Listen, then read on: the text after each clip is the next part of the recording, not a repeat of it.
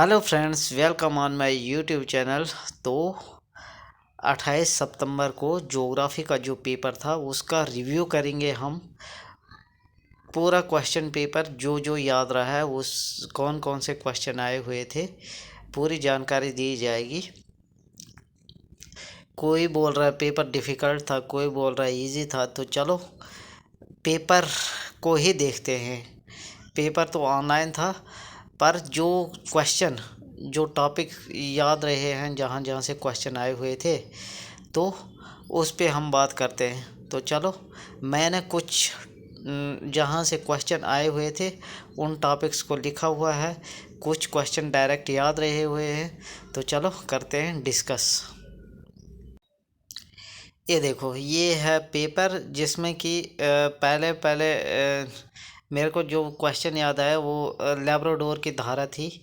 बोला था कि बोलो इनमें से तीन चार ऑप्शन दिए हुए थे। बोला था कि कौन सी जो करंट है वो कोल्ड करंट है। गांव और शहर के लिए कौन सी विधि प्राप्त की जाती है। इसमें जो पैटर्न दिए हुए थे, गांव के पैटर्न्स, और उनमें से क्वेश्चन आया हुआ था। खनिजों को दर्शाने के लिए प्रश्न आया हुआ था। उसके बाद मेरे को कुछ बीच में भी याद आ रहे हैं। वो जो यूनाइटेड नेशन ऑर्गेनाइजेशन थी, रीजनल ऑर्गेनाइजेशन, उनको नॉर्थ से साउथ में अरेंज करना था। उसके बाद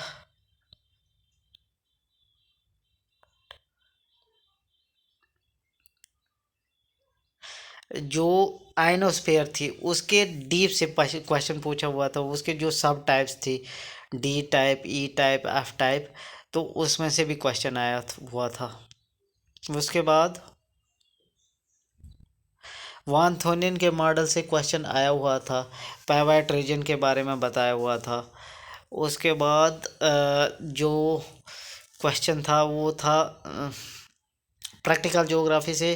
अ, ऐसे बोला हुआ था कि अगर आप किसी एरिया को डिस्ट्रीब्यूट कर रहे हैं कलर से, तो आप बोलो कि आप कौन सा प्रोजेक्शन यूज करोगे। ये वाला क्वेश्चन में था। वान थोनिन मॉडल मेडासिटी से संबंधित क्वेश्चन भी था। विपरीत शहर मॉडल, मॉडल से काफ़ी ज़्यादा क्वेश्चन थे। जेफरसन से, पिरामिड सिटी से भी क्वेश्चन था। डेविस से संबंधित क्वेश्चन थे। हिंद महासागर से क्वेश्चन पूछा गया था कि रीजस दिए हुए थे, उनको साउथ से नॉर्थ में अरेंज करना था। उसके बाद फिर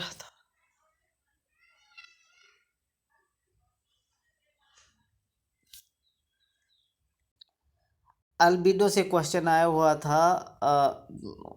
उसमें उस क्वेश्चन में बताया हुआ था कि तीन चार शहर दिए हुए थे, बाकी ट्रॉपिक ऑफ कैंसर से नीचे के शहर थे, और एक शहर यूपी से था। तो उन्होंने बताया था कि किस वाले शहर पे दो बार वर्टिकल रेज पड़ेंगे, सन रेज। ये वाला क्वेश्चन भी था।